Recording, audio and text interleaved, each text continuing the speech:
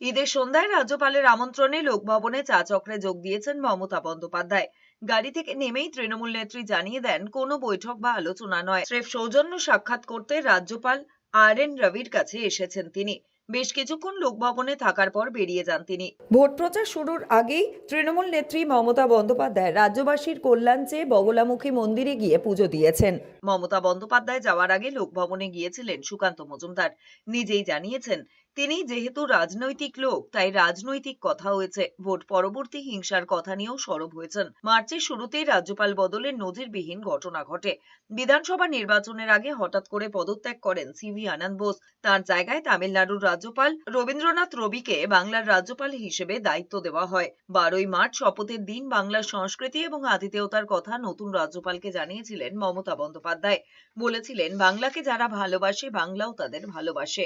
মুখ্যমন্ত্রীর খুব ব্যথা লাগছে, কারণ উনি এরকম পিচে খেলতে অভ্যস্ত নন। উনি হচ্ছে সেই পুরনো ইন্ডিয়া টিমের মতো, আজহারউদ্দিনের ইন্ডিয়া টিম। যখন বিদেশি টিম এলে পরে ঘূর্ণি পিচ তৈরি করা হতো এবং ভেঙ্কটপতি রাজুকে দিয়ে বল করানো হতো, চৌহানকে দিয়ে বল করানো হতো আর ধরে ধরে হারানো হতো।